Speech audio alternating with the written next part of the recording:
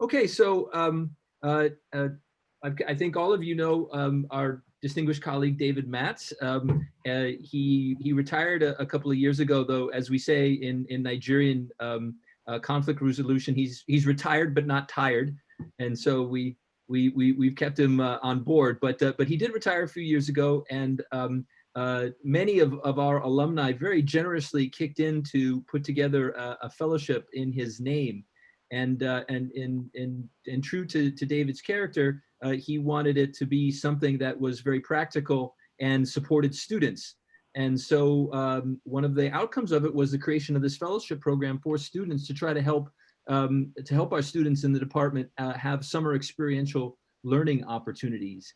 And you, of course, as our students in the program have risen to the occasion and have over the years come up with some really fascinating experiences and some great work. And so Kelly had the great idea to have our awardees present every year and to talk about the work that they do, not only because it's really interesting and important to hear, but it's, I think, inspirational to those of you thinking about it for next year.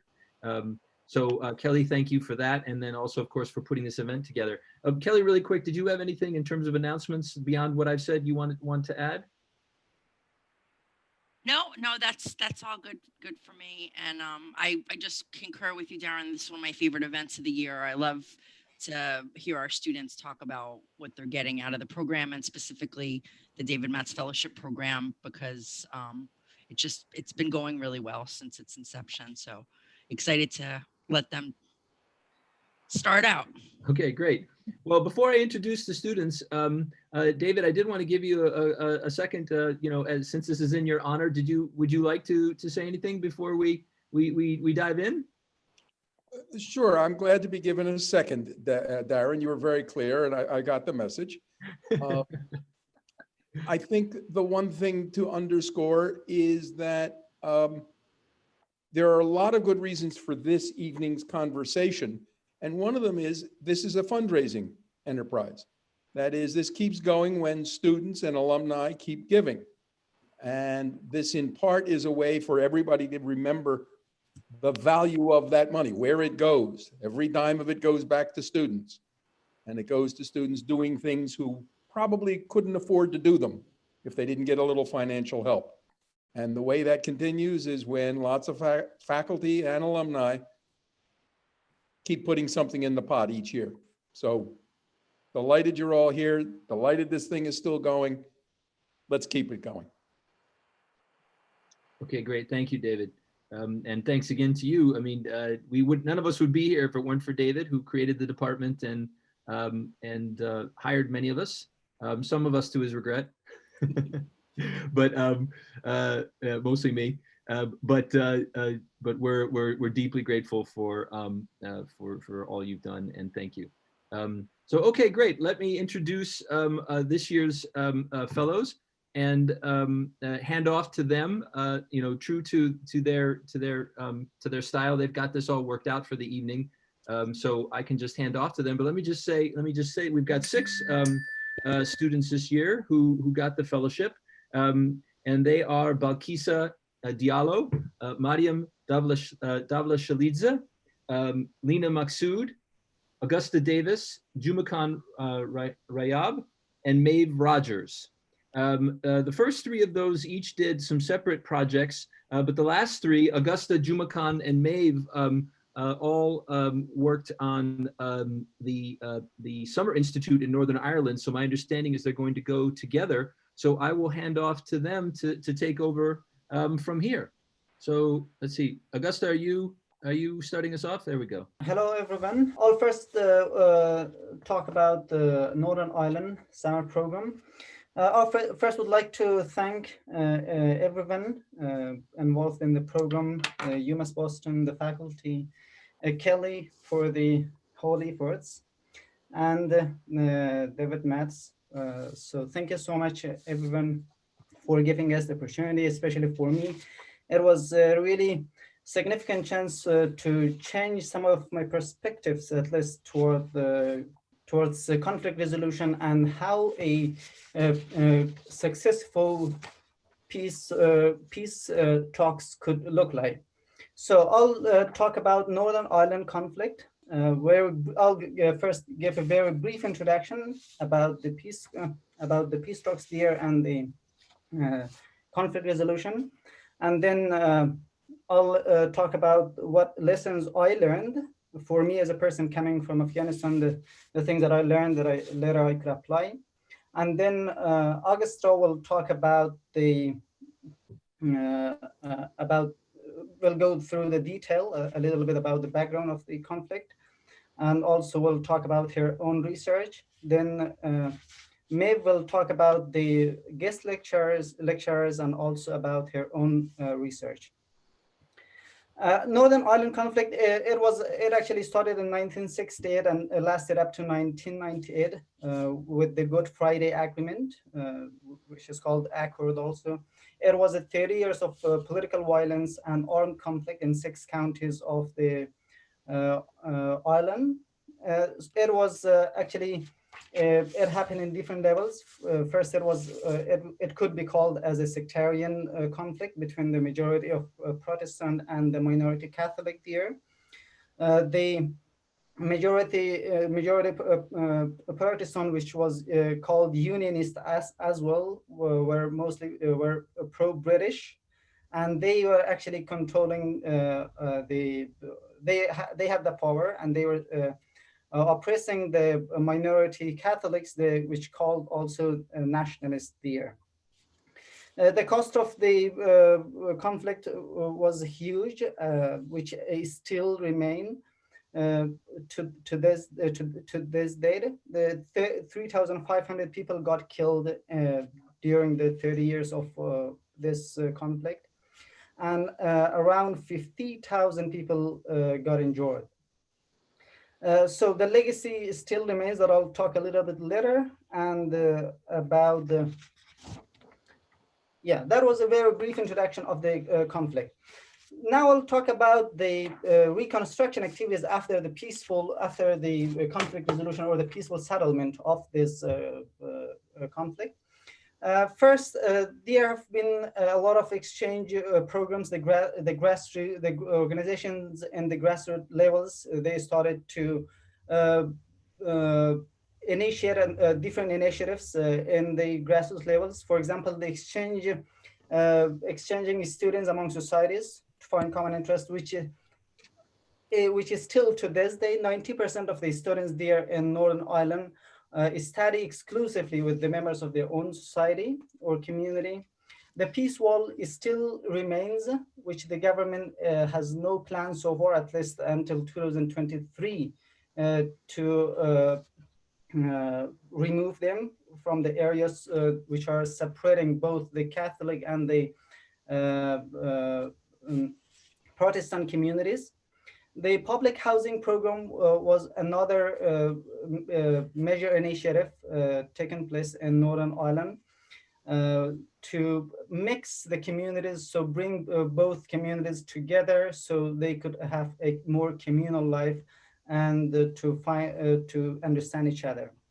Right now, the social housing is like around 90% single identity, that the Catholics live their own community and the Protestants live in their own community. There has also been a bus tours and the bus tours initiative. So just to take students and the residents of both communities to go through each other's communities.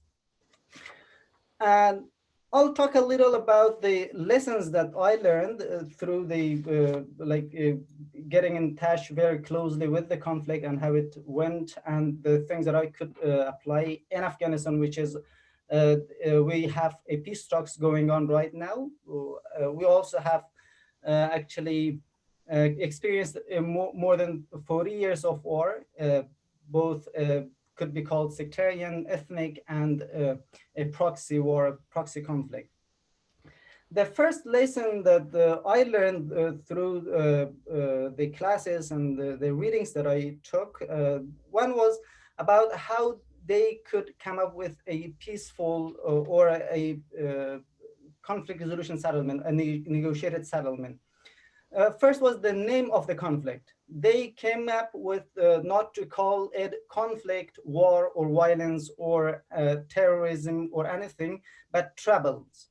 So that was more of a neutral word, that it was not blaming each of the parties involved in the conflict. So that was a significant progress at the beginning of how to start the peace talks. So it is actually right now famous for it is not called as a conflict, but more of the troubles. That is what it is famous for. The second thing that they have the problem, there was a problem actually. The Northern Ireland didn't take that as or didn't address. Was the Truth and Reconciliation Commission. There was not a formal Truth and the Reconciliation Commission after they came to a peace agreement. Well, that was the big problem, which it couldn't transform the conflict. So even they were assuming that the intergenerational changes would transform the conflict, like the sectarian concept of identity, but that sectarian concept of identity is still remains, which is a big source of a problem even right now. The communities do not have a more of a national identity, but their own sectarian identities. So, and also the prisoners who were actually got released through that peace agreement, there are still people who are in the prison, and there was not actually a universal amnesty as a result of that peace agreement, which remains a source of the problem right now. And the communal divisions. So the peace wall, which is the major or the significant separation, which separates both the communities. So they are the lessons that, for example, if I, as a conflict resolution historian, as a conflict resolution expert, like to go back in my own country, to contribute to the peace talks right now, which is underway in Doha, Qatar, in one of the Gulf countries. So for me, like to go and contribute to the peace talks in Afghanistan, it was a really, really life-changing experience. So to take the lessons from Northern Ireland, so to take the positive the positive developments, and to listen and learn from the negative things that they couldn't answer. One of the like the very general notion about or perception about the Northern Ireland experiences that it is called a very successful peace talks or peace or conflict settlement, which is not the case. If we go deep in the society, deeper in the society, there are still sources of conflict that if I go back and having this experience, like know about this conflict, that how could even things go badly after 20 years of a peace agreement, I would literally try to apply the lessons that I learned. Yeah, they were the lessons that I learned, and it was a very brief introduction of the conflict. And now Augusta will talk a little bit more in detail of the conflict and about the background of the conflict there, which is called the troubles actually.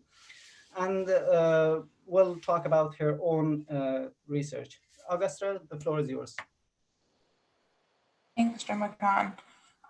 So I was gonna go over some background as well of the conflict, but I think Jamakan covered it really well. So, but here's a map you can see of the Republic of Ireland as well as Northern Ireland up in the top.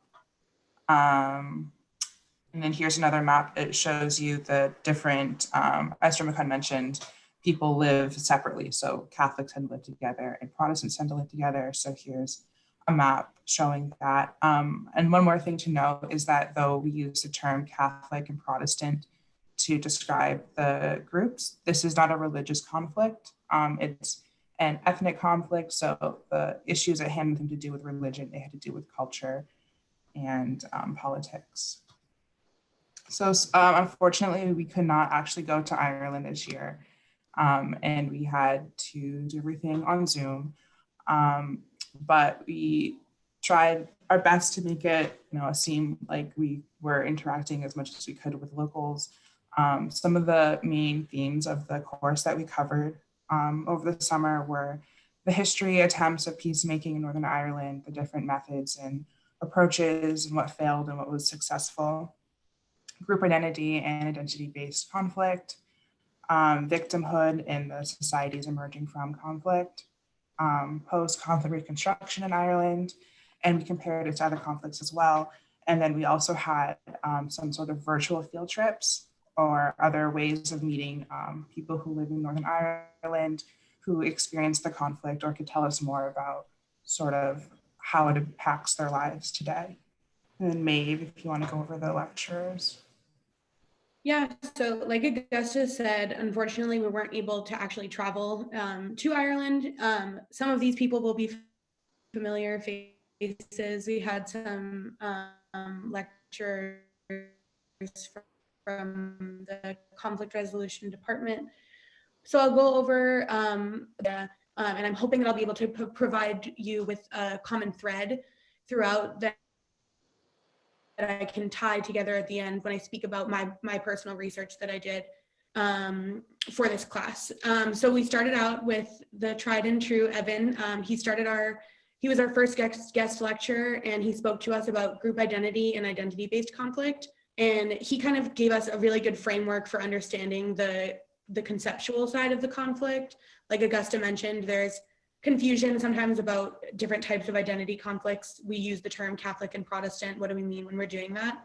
And we also watched some really interesting documentaries in preparation for this specific meeting.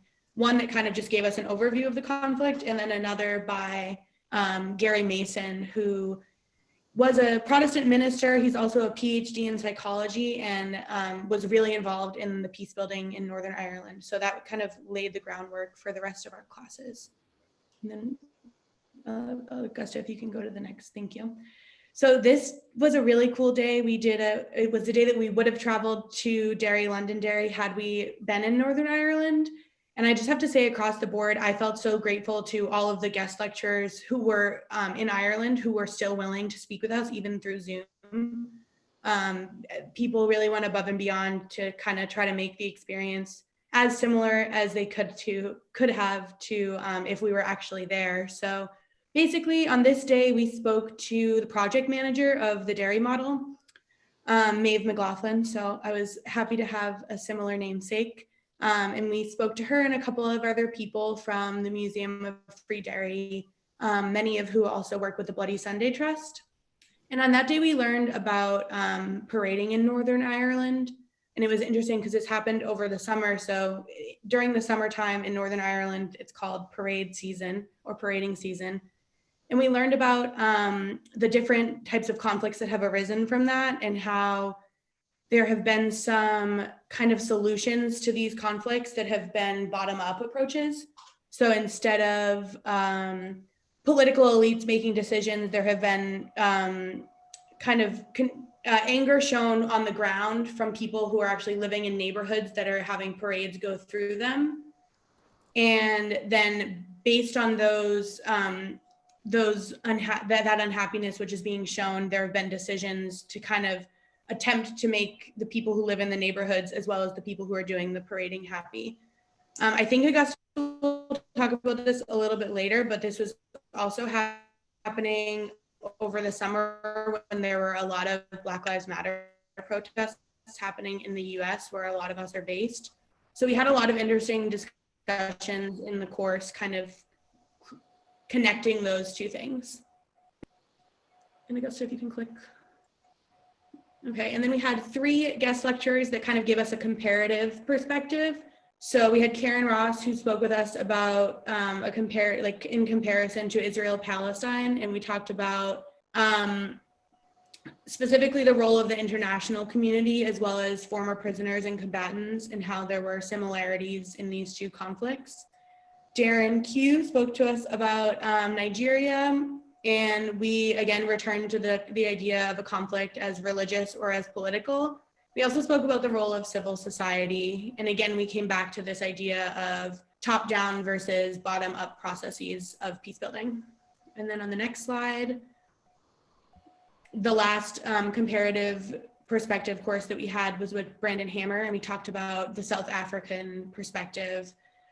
He spoke with us a lot about making peace with the past, as well as community-led inquiry into events, and specifically in Northern Ireland.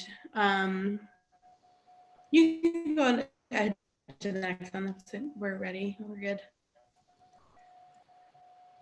And then we had a really interesting lecture with Bill Rolston, who has collected over 2,000 images of murals over the years. I included this photo so that you can see just a glimpse into what he showed us. So he showed us specifically, he studies women in murals in Northern Ireland, and that what role they play and how frequently, or as we learned, infrequently, they're pictured. And so this is just an example of one. And then we can go on to the next one. So then we also had a lecture, Paul Gallagher. So Paul was, to me, he's the lecturer that I wanted to talk the most about today, because he stood the most out to me. He was shot and paralyzed in 1994. And ever since then, he was studying to be a chef before then. And ever since then, he's become really involved in fighting for victim reparations in Northern Ireland. And he to me, he's an example of bottom-up work. And so with him, we spoke about the social and political aspects of victimhood in societies that are emerging from violent conflict. And we also spoke about how there are political uses of victims beyond a victim's control. And he also spoke to us a lot about the impact that his injury had both on himself but also on his family, and how the definition of injury in Northern Ireland is not inclusive always of people who are in fact psychologically injured by the events that occurred. And then I'm going to pass it on to Augusta, I think, for her to speak about one more lecture. Yeah, so before Maeve and I talk about our individual research, I wanted to talk a little bit about another one of our sessions, which is when we had a session with some young people from the Ardoyne Youth Enterprises, which is a community organization that's based in North Belfast. So we talked to a group of young people. They were both from Catholic and Protestant backgrounds, as well as a mixed background. It was just really interesting to sort of hear about how this conflict is impacting young people today. In particular, one of the young people, she came from both a Catholic and a Protestant family. So it was just interesting hearing how that sort of affects her life today. She talked about having two friend groups, which really stood out to me. I can't remember if she went to a Protestant or a Catholic school, but most of the time students go to a school that is just Protestant or just Catholic. And she went to either a Catholic or Protestant school, so she had sort of friends from that background, and then she had friends from the Protestant or Catholic background, and she wouldn't hang out with them together. She would spend time with them separately. But overall, the students, the young people, felt that things were getting better, though they were still sort of separated. This organization sort of gave them a place where they could meet each other and have a chance to get to know people from different backgrounds, in the hopes that this will help in the future lessen the strain between these communities. So I'll talk about my individual research. So when we were taking this course, it was in the summertime, and it was right around the time that the Black Lives Matter protests were really at their height after George Floyd's death. So it was just sort of inevitable that we made a lot of comparisons to that movement happening in America. And as a result, I started to think a lot about how different you can see a lot of the reactions from Northern Ireland and from American Irish people. And it made me think about the role that Irish Americans played in the Troubles. And looking into it, it was pretty interesting. There's a good amount of Irish Americans who supported the Republicans or the Catholics from the States. They did this a lot by raising money and organizing, but they had pretty different views of why they were getting involved and why they were doing what they were doing. So I sort of looked into this a little bit. So I'm going to talk a little bit about some of the areas that were different, that I thought were kind of interesting that I found in my research. So the first is communism. A lot of Irish Americans come from sort of blue collar backgrounds and they're more conservative. And in the US in general, especially during this time in like the 60s and 70s, there was just a lot of anti-communist sentiment. So you wouldn't see support of communism from Irish Americans very often. This was sort of different from in Ireland. A lot of Irish Catholics were connected to the IRA, which was sort of left-leaning, but the IRA itself sort of separated into two groups. The IRA is the Irish Republican Army, and one was the official IRA, which was very left-leaning, and one was the provisional IRA, which was less left-leaning, but still had some socialist ideals that they were fighting for. And they, one quote from one of my sources was socialism with native Irish traditions and Christian values, which was something that the provisional IRA was working towards. This sort of impacted how the Irish American groups were operating in America with who was like the most popular for raising funds and whatnot. One group, NORAID, which was one of the biggest groups, was made by a lot of Irish born people who moved to America. But this group still had to make a lot of effort to distance themselves from a lot of the socialist rhetoric from the Irish groups because it would not have been supported by Irish Americans. Augusta, I'm just going to jump in real quick with a time check that it's 6:02, just so you know. So in a few minutes, we'll have to hand over to the next folks. Okay. Okay. Yeah. So and then I'll just speed through so Maeve can talk about her research. I also looked into the Black Civil Rights Movement. It was pretty well supported by a lot of Irish Catholics, but you didn't see the same support from Irish Americans because there was a lot of competition that was like felt from Irish Americans towards Black Americans to compete for resources. And then finally, ethnic politics. There was sort of this extra layer in Irish Americans' political sphere when it comes to their ethnicity. As Irish people, they felt like they were maybe less powerful than the white Anglo-Saxon Protestants of America. And there was sort of this need to help Irish Americans have more power in the States, but also they really wanted to show that they were really loyal to the US and patriotic. And then I will hand over the rest of our presentation will be made. And I will be very conscious of time. I just will say very briefly. So I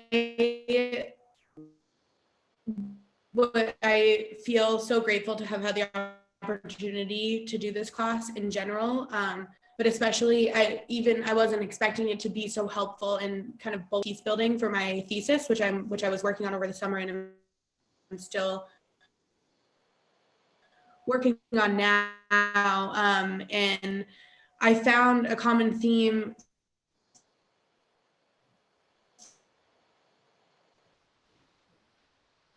Oops, maybe throughout our discussions and lectures, and also when I was doing piece building of bottom-up piece building in my. Okay. Did I lose you? Yeah, you did, but you're back. Okay, sorry about that, guys. So I found this common thread of bottom-up piece building, which is kind of, actually, can you go to the next slide, Augusta? Thank you. So basically, for my individual research, I investigated a type of hybrid piece that existed in Northern Ireland, which basically was the local community trying essentially filling the gaps that came to be through the liberal peace building that went on the ground. And we have them, so to be able to find these connections of different types of possible pieces, and just thank you to all. Okay, thanks, Maeve, and thanks to Jumakan and Augusta, to your whole team there for a really insightful presentation. So what I'd like everybody else who's been sort of hanging out and watching, if you would just jot down any questions you have for the Northern Ireland team, and then we'll hear from our other fellows, and then we'll take questions for everybody at the end with the time that we have remaining. Okay. Let's see, Lena or Balkisa, which one of you are planning to go next? Professor, it's me. Okay, great. Go for it. Yeah. Lena, I would go. Thank you. So hi, everyone. My name is Lina Maksood, and I'm the third year doctoral student in Global Governance and Human Security PhD program. And yes, like every fellow, I'm grateful for this fellowship because I was super excited as it provided me the opportunity to progress with my dissertation research and another many research that was of personal interest. So both are connected with the concept of how to resolve the conflict. So the first mini research project was that how we can introduce the kitchen gardening as a home-based intervention in countries, particularly the global south, where the inflation is very high, water crisis is burgeoning, and the power supply is short.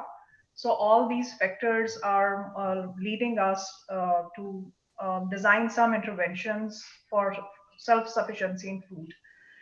This is because the United Nations has found that 1 out of 10 are hungry. This is the present statistics. So what I did is that I picked Pakistan as a sample case study. And the reason is that because it is the 6th most populated country and is 70%, more than 70% is agrarian based economy. So I wanted to see that the very core of the human security is like it's two-pillared concept, that the freedom from fear and freedom from want. And the hunger is like at the basics, even in the Maslow's hierarchy of needs. So the food, like, so what happened that I wanted to see that what the state was doing. Are there any state-based initiatives to educate citizens how to become self-sufficient in promoting kitchen gardening practices?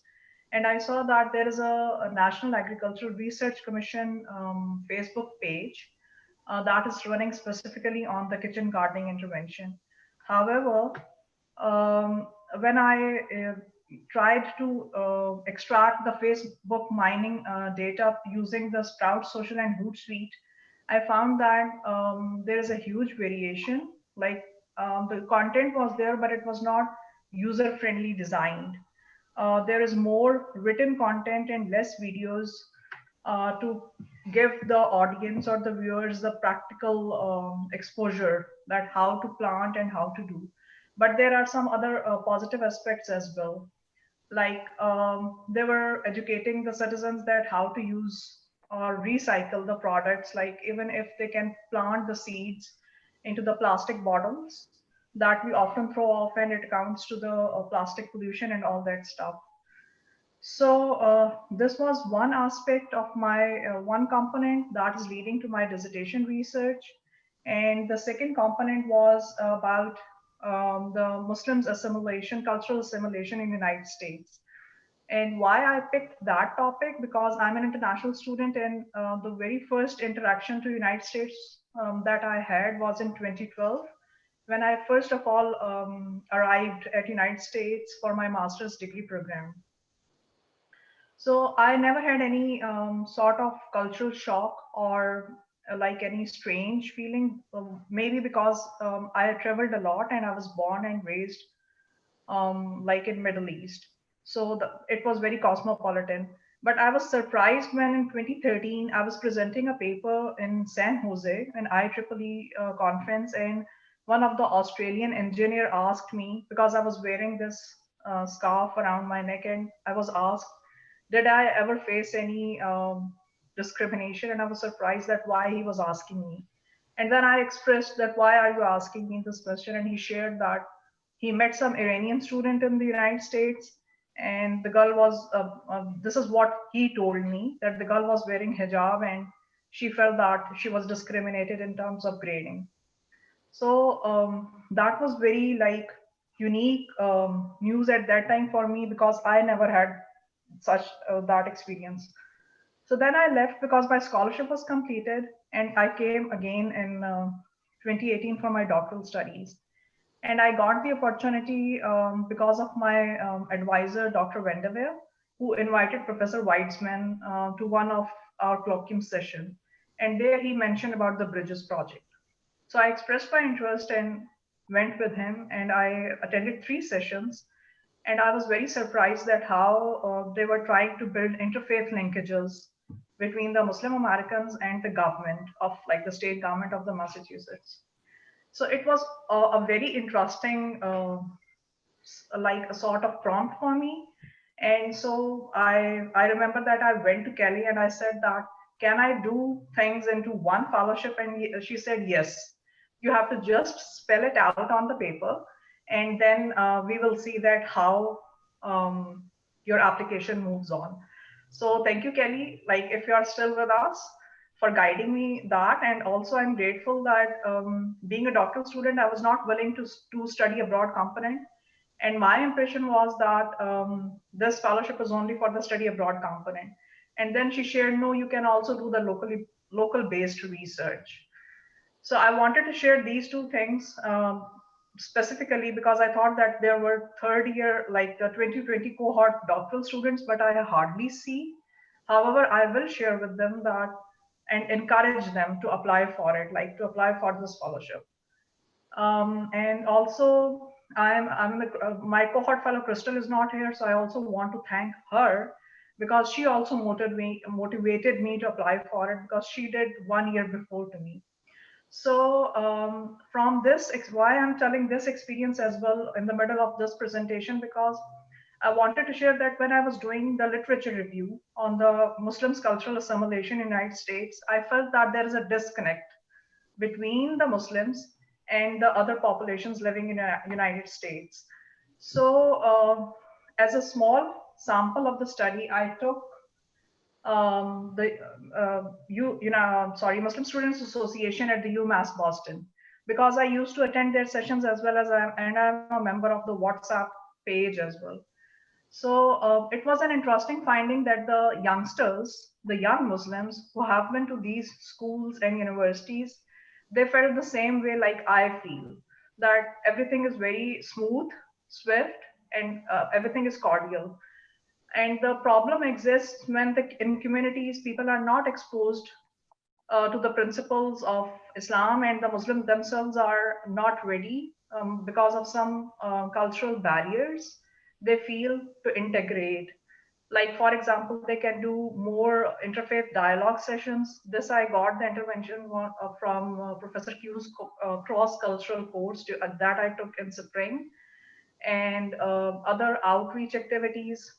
Like, I got to know that there are some donation based, like they collect donations, but my impression is that that is only restricted to the Muslim communities as well. So using the framework of the interfaith dialogue, I thought that we can bridge, like the Bridges program is already doing it, improve it better.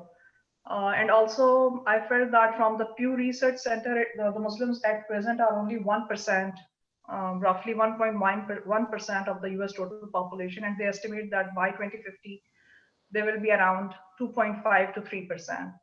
So my perception is that we need to write more on these issues and to design more interventions, like interfaith interventions or promoting the dialogue. So with this, I conclude.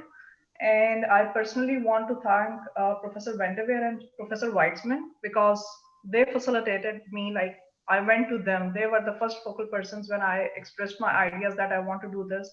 And they encouraged me to apply. And then Professor Weitzman directed me to attend the Professor Q's or cross-cultural course, because I never thought about it and I didn't know about it, that how smooth, like the good theoretical foundations I built into that course. And thank you, Professor Matz. I am determined to contribute, but since I'm a doctoral student right now, I'm not sure that how sooner I'll be able to cherish this reality, like as you said, to keep the cycle going.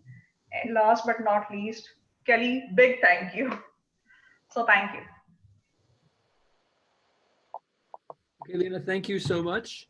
Balkisa? Oh, sorry, Balkisa, real quick, before you start, I just want to shout out to the point that Kelly made in the chat box is the link for donating to the David Matz Fund in case you were looking for it.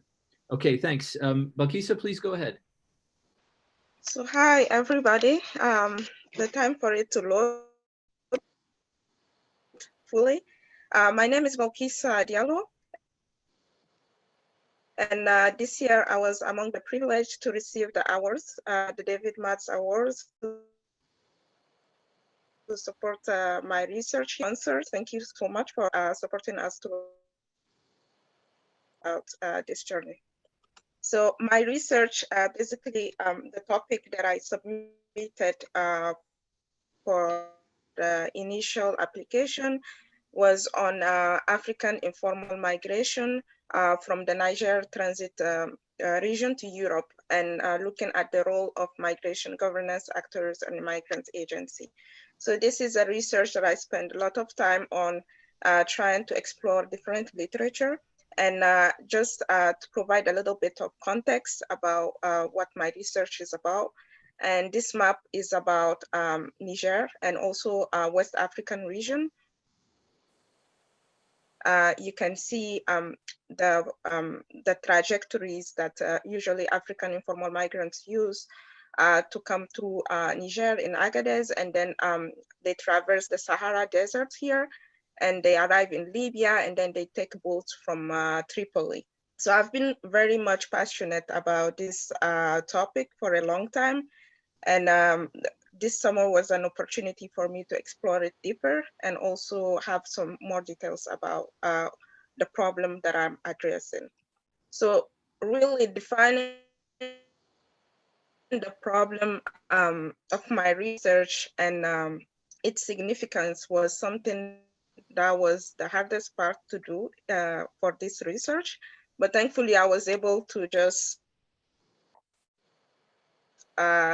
have more time during summer and center of the problem that my research is looking at is why do African informal migrant travel via illegal channels despite the risk and threats that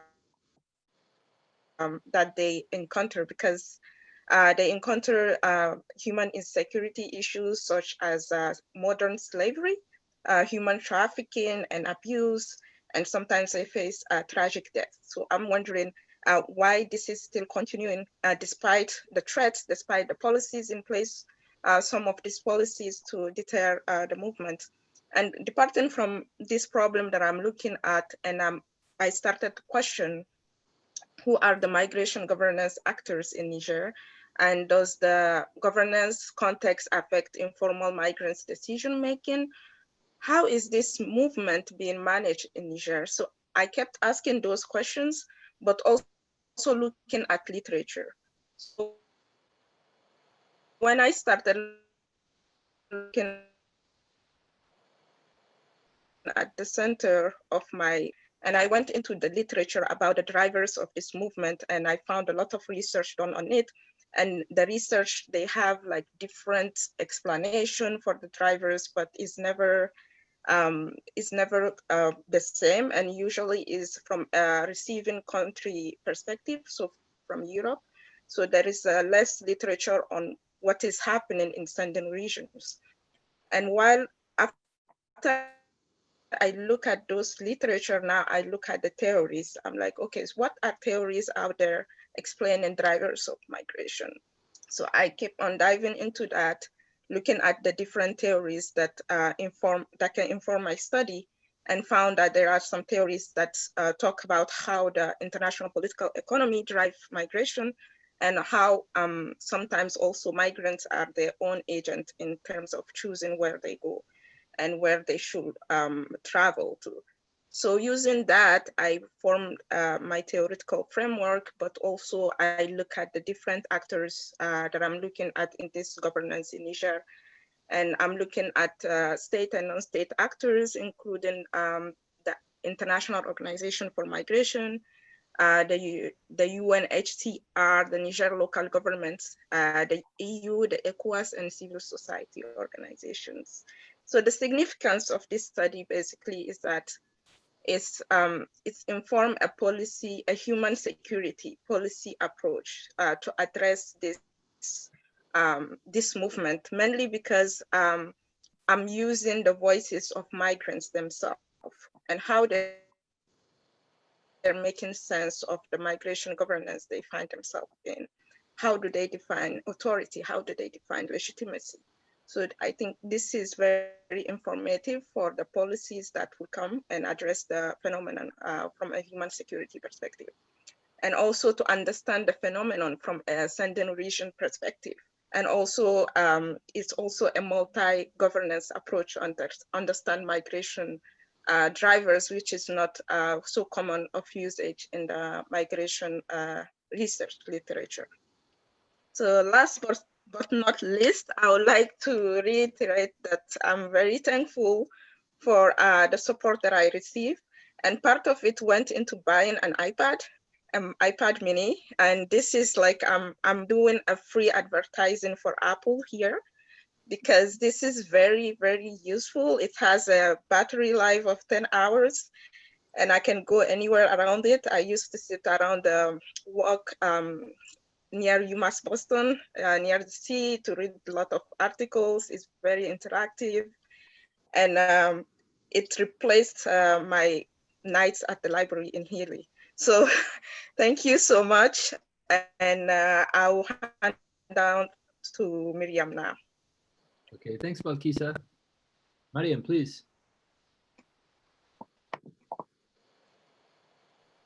Hello, good evening, everyone. I will share the presentation a little bit later. First of all, I feel very grateful and honored to get the fellowship as well. And today I'm going to talk about the negotiation training program in Georgia, which was implemented within the framework of the David Matz Fellowship and my experiences of the program. Before I will move to the directly to the experience. I want to talk a little bit about the events which led me to the decision to create this program. As you know, it was kind of mid of the spring semester, and part of our students, as folks mentioned, had planned to spend their summer in Northern Ireland or the Ecuador program. But as the pandemic started, the events had canceled. And at one moment, I felt frustration and disappointment and started to think about an alternative plan to spend this summer fruitfully and make it useful for others as well. So then I started to think about two things which I'm good at and I enjoy a lot, which is the negotiation, for the process of negotiation, and holding trainings. So I kind of mixed those two, and I have made a decision to make an online negotiation course from the students in Georgia. And I went with the idea with Eben Weitzman, and he really encouraged me to apply for the David Matz Fellowship with this program, and I got the fellowship, and 8 weeks of journey had started. So I had designed the program, which was divided into components that represented different stages of the successful negotiation. Here I will share the screen. So the first component of the model is developing expectations for win-win solutions, training program aimed to teach students to develop expectations for win-win solutions by adopting a viewpoint that cooperation is the most effective means of handling the conflict, And second component of the model was identifying each party's, I think I missed, yes, identifying each party's reasons and understanding of the interests behind their positions. And this stage involved the communicating the interest using skills such as active listening and appropriate assertiveness. The next stage was of the successful negotiation is brainstorming creative options, as we call it, expanding the pie. The training included other elements of the successful negotiation process, such as developing the best alternative to a negotiated agreement and handling emotions.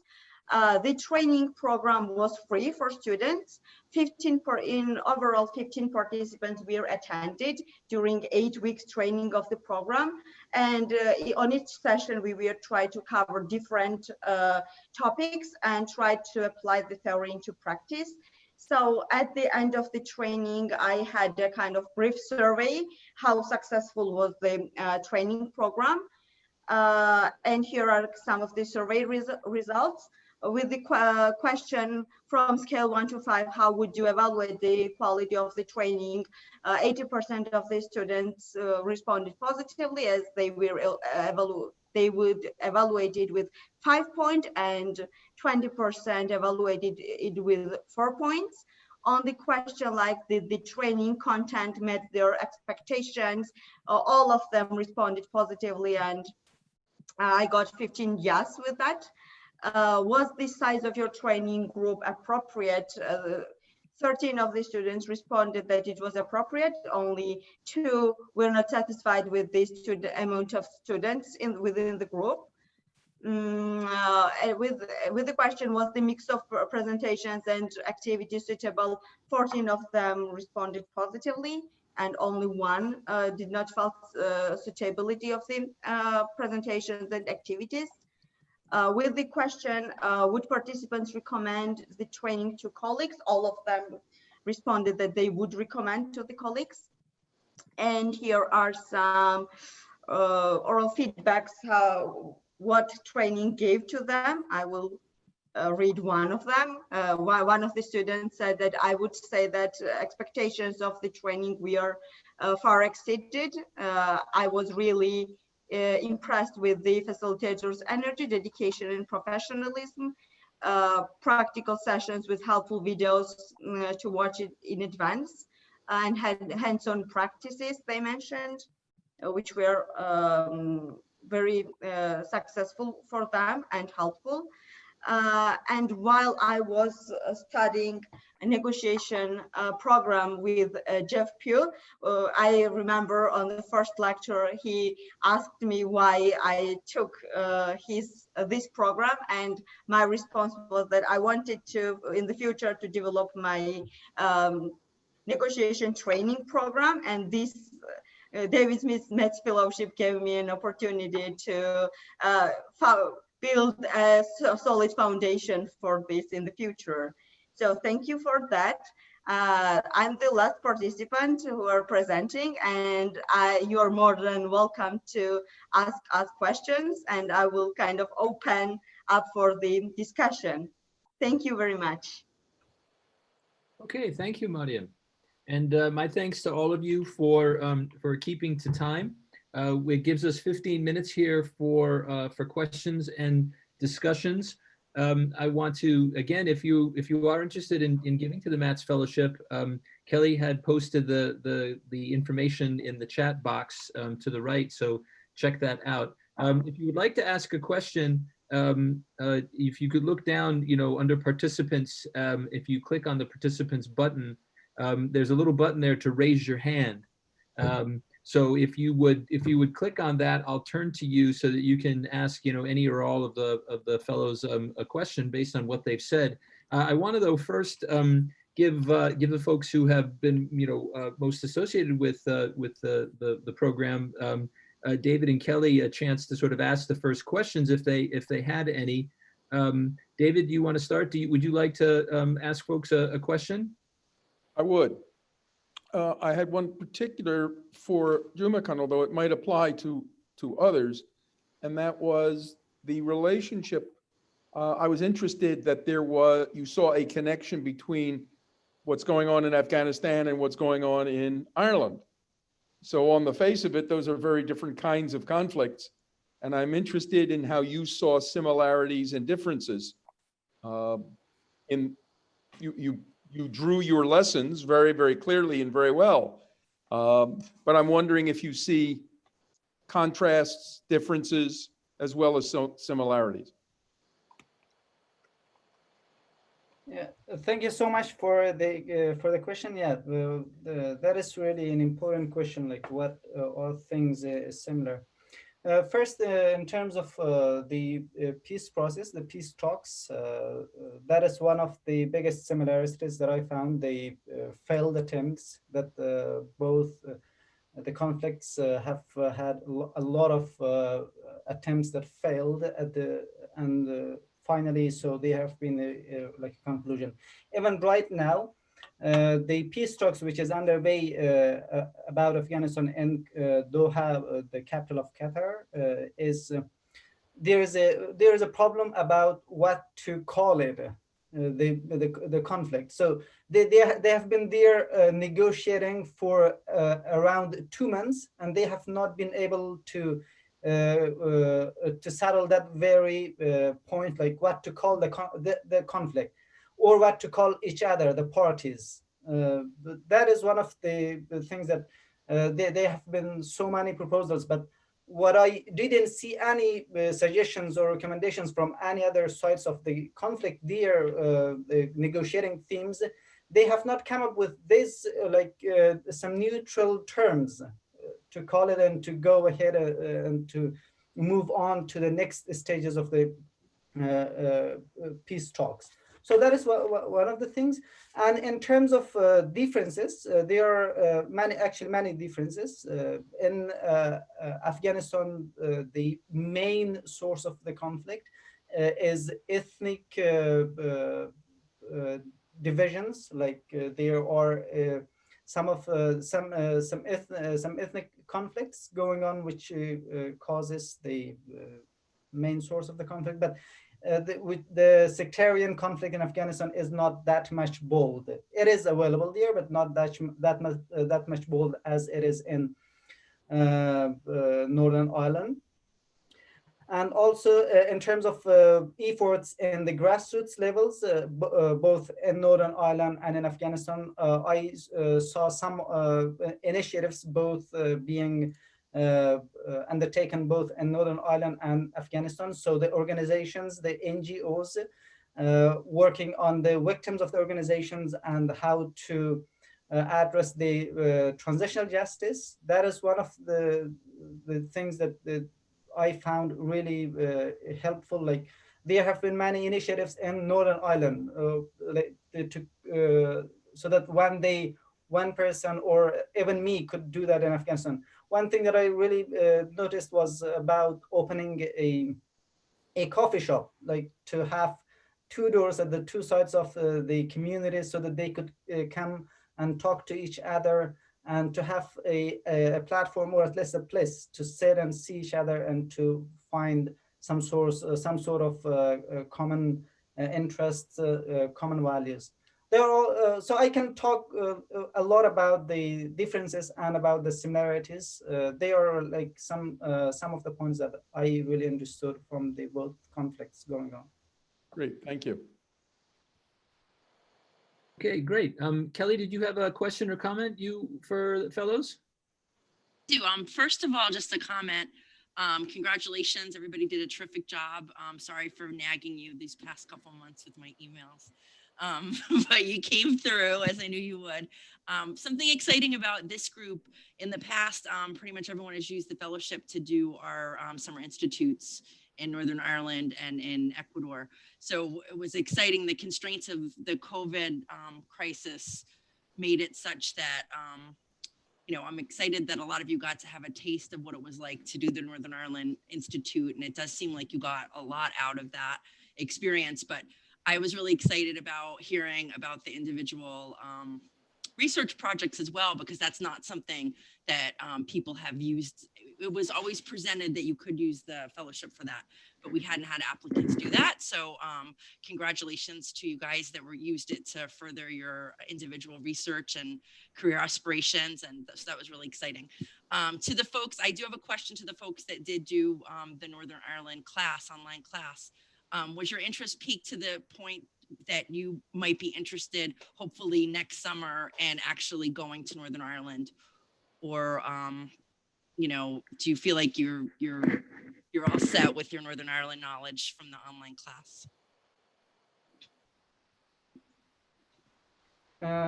Yeah, my answer is definitely. If there is a chance, like, to go and to see for myself on the ground and to meet the people and to hear their stories, that was really one of the what I was really excited about and to go. But it's still, if there's any chance, maybe next year or any time in the future, I would definitely one day go to Northern Ireland and to see see it for myself.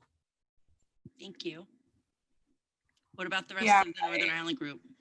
I was just gonna second that. I would like to have been there, especially the research that I did. I would have liked to look more into like how people in Ireland relate to the Black Lives Matter movement happening right now. And it would have been really cool to be there in person and talk to people and see like what parallels they see with the Troubles. So one day if I could go, I don't know if I'd go next year, but someday it'd be really nice.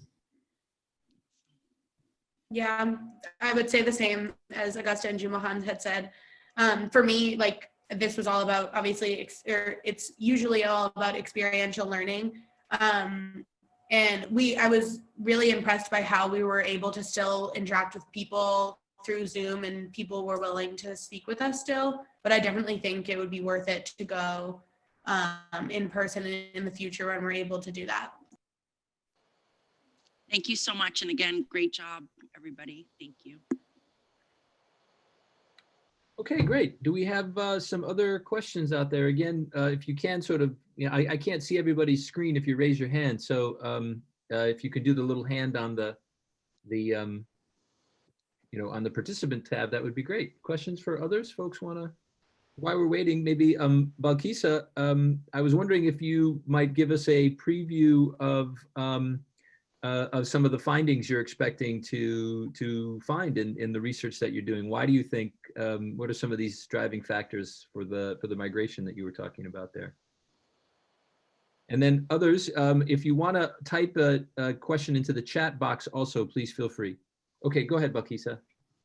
Yeah, some of the findings really, they include the relationship between the governance context and how migrants make their decision, and how they use the information that they get from the different entities there and to shape their decision. So that's one of the findings that I'm expecting to find, but also one of the most important one that I'm looking forward to is the understanding of authority and legitimacy, which might be different between migrant population and the governance actors. Okay, interesting. Thank you. Well, I think we all look forward to hearing more about what you're finding as that moves. Let me just let me say that now, actually, I can see everybody's screen on mine. I was able to click something. So if you just want to hold your hand up and turn your camera on, and then hold your hand up, and I can call on you if you got a question. Thank you. David, go ahead. I had a question for Mariam. You used material for negotiation, which was very much based in American universities and grew out of an American academic world. And you were using it in cultures which are, in a culture which is somewhat different. So I was wondering whether it fit perfectly, where there were differences. Did you have to do any adjusting for the culture you were working in? Yes, I needed to, at first, before I started to kind of modify the materials to the cultural differences, we dedicated one lecture particularly to the cultures and the cultural differences of those societies and the cultural characteristics. And then as a group work, I gave to the students how would apply the situations and the materials with their context or their culture. So that really worked a lot, and it made the opportunity for the students as well to kind of use their experiences and the practices around them to apply to the materials. So that worked. Good, excellent. Mariam, Jumakan had a question for you in the chat box. Can you see it there? So he'd like to have access to the training program you designed sometime in the future. Will that be available? Yes, as it was the pilot program, I still need to work on it to make it better and to learn on my own mistakes, sort of. And in the future, yes, I will plan to develop the program and it will be available. Yeah, see, you got an audience already. Great. Great. Jaffe, you have a question you'd like to raise? Oh, I see. She doesn't have a working mic right now. Question for Mariam and Balkisa. If you plan to take your research further, what do the next steps look like? So maybe, Mariam, you want to start, and then Balkisa, do you want to say what some of the next steps for your research are? So yes, next steps will be to dig deep down in the literature and see other perspectives of the negotiation strategies, because it works in different environment with different strategies work differently in different environments. So I would at first to deepen my knowledge in the field, and then to design a modified project and training program with that. Great, thank you. Balkisa, please go ahead. Yeah, I think next step for me will be to do a field work, to go to the field and conduct interviews. Right, thank you. We still got 2 minutes left. Jody, I see you on mic, unmuting there. You want to go ahead? Yes, I want to commend all the young people for your energy. My question is somewhat different. Do you see going ahead in your careers that you'll be working for governments or NGOs or businesses? Where do you see the energy of the future for each of you? Jody, do you want to start that off, directing that at anybody, or? Whoever wants to weigh in, I'd just love to hear. I'm just so enthusiastic to see young people tackling all this. Just want to see where you think your futures lie. Okay, great, thank you. So it's a jump ball. Who wants to jump in first? Nina, go ahead. Yes, thank you. So Jody, it was like I was working for the government. I realized that most of the time, like every system has its own pro and cons. The government has its own limitations, specifically with reference to the global southern governments, because as they are accountable most of the time to IMF and the World Bank. So even if the structural adjustment programs came, they have their own conditions, which most of the time does not resonate with the local communities. So there is always a conflict. NGOs also has their own strengths, like they can frame the agendas, but most of the time, the NGOs in the developing countries, they are again donor driven. So if the donors are working on advocacy, they start working on advocacy. And if it's a participatory research, they pick that agenda.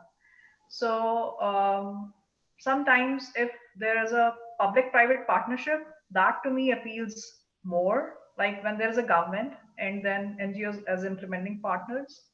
So it depends like how the wind blows. Thanks. Okay, thanks, Lena. Augusta, we haven't heard from you yet in the questions section. Do you want to jump in next, or? Sure, yeah. Ideally, I would love to one day work for an NGO or a nonprofit, but I think at least for right now, I'm just gonna have to go with wherever I can get hired. So. Okay, thank you. Jumakan, go for it. Yeah, thank you for raising the question. For me, personally, right now, I am the critics of the government. I don't like the policies, whatever they do. There's a huge problem in Afghanistan in terms of the conflict. Like what I understand is that most of the time from even 1960s and 1950s and 1960s, the technocrats, the elites who have come to the West or to Russia or to any other places, they gone back to Afghanistan and they assumed the power, but they never worked on the grassroots levels with the mainstream people. So that have created like a division between the urban and the rural, and also the elites and the grassroots, the mainstream people. So what I would like to do, maybe it look very ambitious, but what I'm like dreaming to do one day in my own country is to go back to work on the very local areas with the people, to one day establish or form my own political party, to run for office or to lead a bigger initiative from the very local areas, like to the rural areas, to see the roots of conflicts and how I could somehow engage them with the policies, with the politics in a bigger, how they could contribute in a political life. So that is what I'm dreaming and thinking of. And I have even talked with some of the people there, and maybe one day we could go ahead with our plan. That's like a very long-term plan. But well, thank you, Jumakan. I think we need a president among our alumni base. So you definitely need to get on that right away. I think that's a great idea. Okay, Maeve, Balkisa, which of you would like to go next, or Mariam? Mariam, okay, Maeve, go for it. Looks like we got connection with you, so you better talk. Yes, again, sorry about that. I would ideally also like to work in non-governmental organization, like the world of that. I'm also interested in, my research is based in Serbia and I am living here right now. I'm hoping eventually to work for I did a study abroad program in the Balkans, which is what got me interested in this whole region and my research that I'm doing my thesis on. And so in an ideal world in the future, there will be vacancies there so I can be a part of more learning and more people being interested in this region, in this part of the world. Great. Okay, Mariam or Balkisa, did either of you want to, Mariam, are you next, or do you want to say anything? No? Okay, go for it. I think I see myself working for think tank or international organization or nonprofits. Perhaps government, but not yet. Okay, thank you. Mariam, go for it. Yeah. I see myself in two directions. First is for the business sector in terms of negotiations and the negotiation trainings. And on the other hand, I'm interested in the grassroots change initiatives and peace building plans. My work is based on the facilitation on the grassroots levels in Georgia. So I really want to work in international organizations in terms of grassroots change peace building programs. Excellent, excellent. Thank you. Thank you. Well, thanks to all of you. Jody, thanks. That was a great question to end on for everyone to sort of have a little bit of say. And I think I just want to express my gratitude to the six of you for a great series of presentations and some good work, but also just for your plans for the future as well. I think our hopes rest in all of you. So thank you again for what you're doing. And we had an announcement of a political campaign here first. So thank you, Jumakan, for that. Of course, I think I want to thank David for making this all possible, and remind you again that if you want to you want to give to the Matz Fellowship Program, Kelly put the link in the chat window. And I want to thank Kelly again for making the work of the fellowship program all possible. Thanks again to all of you. This is the official end of the conversation. I think if folks had any sort of, if you all wanted to stay chatting in this line, we can keep it open if folks had other things you wanted to say to one another. But thanks again to all of you for joining us, and thanks again to David and Kelly, and to the participants for making it possible. Okay, take care, everybody.